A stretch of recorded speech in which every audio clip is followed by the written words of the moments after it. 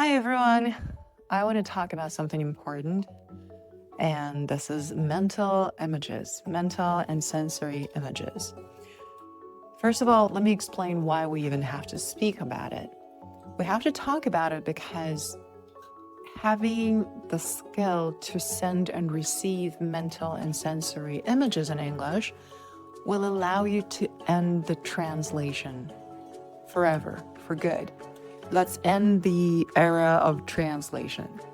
I was actually blown away by the responses of some of my students and by just talking to people and listening to what they have to say. Even advanced speakers translate when it comes to communicating something delicate, intimate, something that they feel insecure about, something very private, something very personal, something that they haven't practiced talking about yet, but they have to say it. And we have these conversations all day, every day, with our business partners, romantic partners, with our children, with people whose relationships we value and want to nurture. We don't want to translate, not because it's bad, not because translation doesn't get us anywhere, and not because I say so, but because it's limiting you. When you translate, you can only send the direct translation of the word or phrase you have in mind.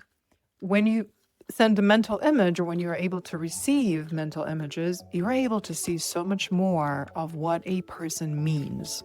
And our job is to transmit meaning. Our job is to use English to create more meaningful conversations.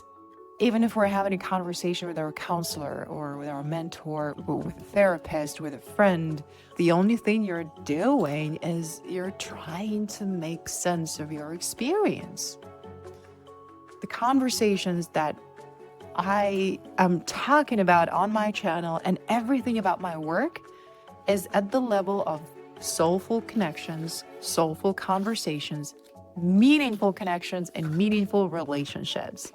You already know how to have transactional conversations where you simply exchange facts. This is what happened. This is what I cooked. This is where I went. This is the country I traveled to. How much is this? How do you get to the library?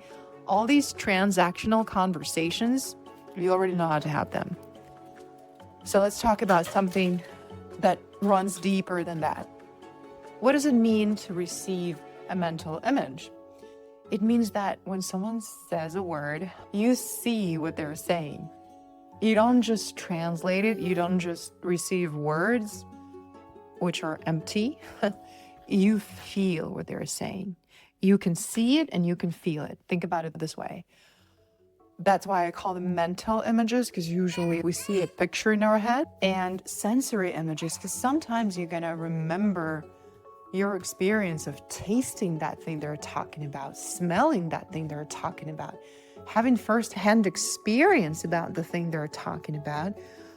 Maybe you've heard it before. Maybe you've heard other people say it. Maybe you're going to remember what that looks like. Maybe you're going to see the color, but you're going to remember some of the real experiences, and you'll be able to see exactly what they mean. And it doesn't mean that you're going to see only one thing. You are most likely, and this is what we want, going to have a lot of associations. And the longer you sit with this word in silence, the more associations and memories are going to come to you. So the more you allow this, the more mental images you'll be able to receive. You literally want to see what they mean. And because the languages we use are different, and we grew up watching different cartoons, different animated movies as children, because we read different books as children, and we grew up hearing different conversations in our households, the mental images for basic things are going to be very different. So the translation may look like a solution, but when you ask yourself, what do people actually see? What do native speakers see when I say the word balloon?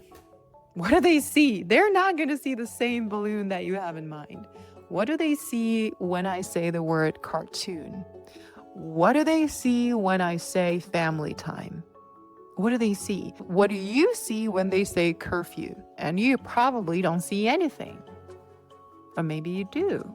That's what we want to explore.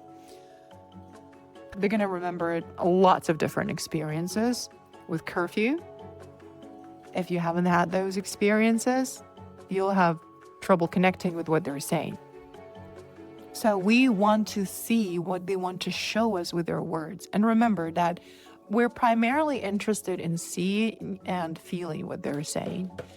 And the images and the feelings that they're sending our way have to be shaped as words, because we communicate with words. But a word is just a shape. It's a shape for the feeling or for the image. And it's very important that the words match the feelings and that the words match the images that we're trying to send or receive. So this is what it means to receive mental images, to have as many associations as possible with that word, and they have to be real, something that you experienced. What does it mean to send mental images? Think about how you talk. Usually we have a picture in our head, something we already see very clearly.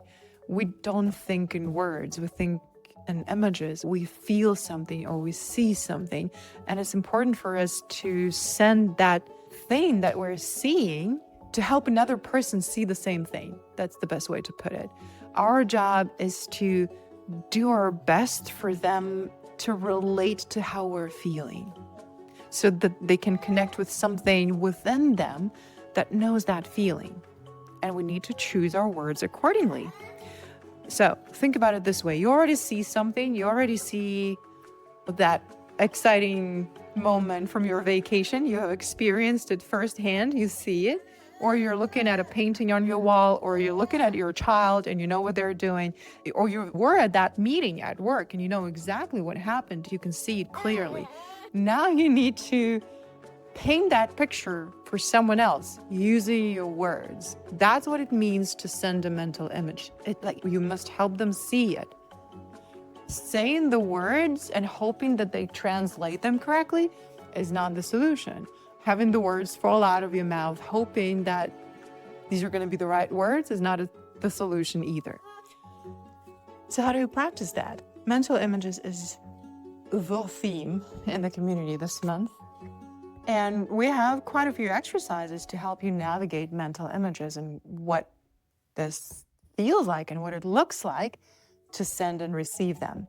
And in this audio, I want to introduce an exercise that you can do on your own. And I'm having some of my private clients do this exercise this month. They're doing it quite intensely. And they're actually having lots of fun. They're having lots of epiphanies as well. So I hope you're going to enjoy it too. The exercise is match the word to the world and match the world to the word. Let's talk about the latter because it's easier. So what does it mean to match the world to the word? The world is everything around you. Look around your room, wherever you are right now. If you're outside, look around. What do you see? Maybe trees, maybe there's a yoga mat somewhere, maybe there's a lamp, maybe there's a human or more humans, more than one. I want you to look around you with curiosity. What is this thing? For example, I am holding a massage ball in my hands right now, and we're playing with my baby. So I'm throwing the ball and he's catching it. It's a blue massage ball, and when I hold it in my hands, my mind goes, okay, what's the word for that? The world is this object, the massage ball. It's hard and it's blue and it has spikes. The question is, what's the word for that? So I'm matching the world to the word. I need to find the right word for that. And now when someone says a massage ball, this blue ball with spikes is going to be one of the mental images, one of the associations that I'm going to have with this word. But the exercise is to match the world to the word. If you go around your day and do this 10 times during the day, that's already an incredible practice. What else are you seeing around you? For example, I'm looking at bed sheets. Okay, they're green. And again, I'm saying the words, you see, but the first thing I'm seeing is I'm touching them. I'm looking at them. And then I ask myself, okay, what's the word for this thing? You could go, Natalia, of course, you know so many words, but what if I don't know the words for the things I'm looking at right now? I have a solution for that. If you're holding something in your hands, or if you're looking at something and you have no idea what the word in English is for this thing, what you do is you take a picture of that thing with your phone and you send the picture to ChatGPT and you give it the task to give you the word. You ask AI, what's this thing in English? And this is how you learn the words. And our job is to match the real world objects to the English words, not the translation. I don't want you to look at it, remember the word in your first language, and then go translate it into English. That's not the point.